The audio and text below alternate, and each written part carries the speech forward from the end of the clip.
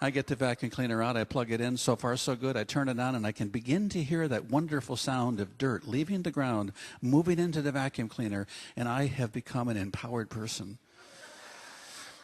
But I'm only going to do one room. Because you know, more than one room, people have gone to the emergency room after having done more than one room. I would not recommend a whole house of vacuuming. It's okay for the spouse in your life to do that and mow the lawn, but not you.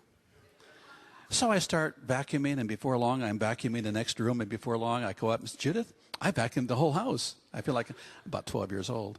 And she says, that's really good. And I needed that. We need some encouragement. We need to be recognized and appreciated when we do something. But you see, the idea of doing a hard job, even when it's a fairly easy job, still sometimes can be so much that the inertia of not doing anything can just keep you from trying. I decided we had more boxes in our garage than most of you will have in your entire life, all stacked. And I had this brilliant idea, and I said, you know, if I stacked the boxes properly and emptied half of them, we could actually park a car in the garage. And I don't know why we want to have a car baking in 150-degree temperature. It's a little warm here. And so I started moving one box at a time. And finally I came in, I said, Judith, you won't believe this. You can park the car in the garage. And she said, how did you do that? And I said, one box at a time. One box at a time is all you're going to have to open, all you're going to have to move. How about one box that when you open it up has your past in it that says, way too heavy? How about the box when you open it up and it says, shame and guilt, be careful, you could have more? How about the box that says, don't you know that you shouldn't do this in the summer? And in the winter it's too wet. You should watch TV. Maybe a good movie, an action movie, to compensate for your lack of action. Yeah. I know all these games. I've played all of them. But I'll tell you, there's something wonderful about deciding that you're up for the task called living. There's something wonderful about recognizing that you're a spiritual being, so full of spirit, that spirit bursts out into everything that you do. It just works that way. Now try this with other people. I went to the bank a while back, and I'm standing in line. You notice what people do in the bank? Like, that really helps. They keep looking at their watch. And then from time to time, what's that? That'll make it go faster. That's the equivalent of my dog sniffing my shoes when I'm putting them on, with the idea that by sniffing them, I'll go for a walk with him. It's true. There's a kind of magical thinking. So I turned to the person next to me and I said, we'll probably be here a day or two. To which the person said, yeah, I believe that. And I said, but you know, it's a nice bank to have to stand in. They have some beautiful pillars, a lot of space, and thank God it's cool. Yeah, that's true. It is. It's not a bad bank. And I said, what do you do for a living? I'm in real estate. I said, this is a tough time to be in real estate. Well, I know.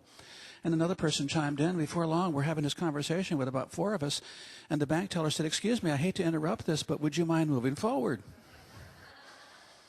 You see, when you decide to seize on the moment, but rather than thinking that the moment will be after the banking is done, after the shopping is complete, after the floor is mopped, after the dog has been bathed, if that's when life starts, you miss the process of everything. And how can you experience your own spirituality if you're not available for the life you're living?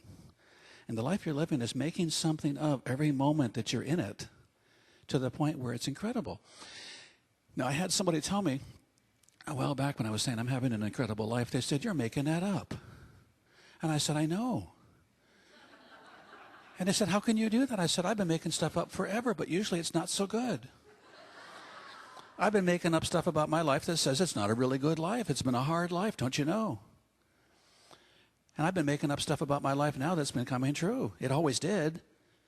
Make up the life that you're living that's so good that you can't wait to step into it. And if it's not altogether true right now, it will be, because you're declaring it. Because what you say is the truth about you. How many people, if you read it, how are you doing? Oh, not all that bad. Wow. How many years have you been not all that bad? Pretty good. Working hard. You know, life's not easy. Or they can't wait to tell you about the most recent injury they've had. Yeah, well, I fell down the other day. Yeah, did you fall forward? I fell down. Did you stay there? No. You got up, didn't you? Yes. That's incredible. How did you do that after a fall? I don't know. Well, then just realize that you're a standing person who falls from time to time rather than a falling person who somehow has had a fall for life. Stand into your life. Don't allow yourself to be a fall down. And don't tell everybody about your most recent fall. Tell everybody how you got up. I had a fall the other day. Really? No, I got up. Let me tell you about my getting up. It was amazing. It was just like before I fell. I find I can stand up most of the time. And I know people who are going to spend most of their life talking about their most recent fall. Fell in love, it didn't work. Got left again. Yep, ran out of money. Life's tough. I can hardly wait to meet somebody new. Why would you want to be that person's partner? It ain't going to work. It's all bad. But I'm optimistic. And that's not really true. When we say we're optimistic, it's often a cover story to cover the part of us that's been saying, life is really tough, We need to start declaring that life is wonderful. One of the persons who is in our church today, I commented to her, I said, I've heard from 3 people that you were extraordinary. And I did. And she said, that's really nice. And I said, I know, it's nicer than me having to make it up. But I'd make it up in a heartbeat. I'd make it up so that you could hear some good things that you could live up to. Because people will live up to what you say. I heard you're an incredible human being. Really? Oh, I didn't know that. Yeah. Now watch what happens. As opposed to, I don't know you yet. We're going to take some time to try to figure this out. And by the way, I have a non-trusting that I'm doing all the time that I'm kind of having on hold. You're really on hold. Love you dearly, but I'm watching. I'm putting together my story. You might be less than I think, and I'm willing to look at that. How about if we have everybody and ourselves as well be more than we could think? What if you're seeing a fraction of the good that is the person who stands before you? And therefore, you're only seeing a fraction of the good that is you. And the most exciting thing is, you have a chance to see more of both. And what you're looking at is where you're looking from. And when you see bad, you're looking from that place that wants to find it, that will discover it, that will live with it, and recognize it in you. And when you see good, it just becomes more difficult to see anything else. Err on the side of living your life more fully. Err on the side of deciding, I'm going to do it even if it doesn't work. I have learned a lot from doing passionately things that didn't work out. I haven't learned much from putting myself on hold.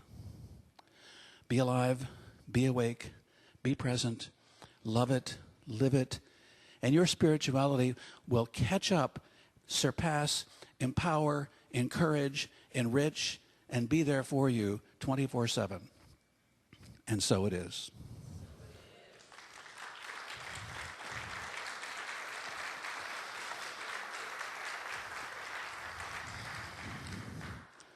Now, what's the next part? Reverend Sue Miller, born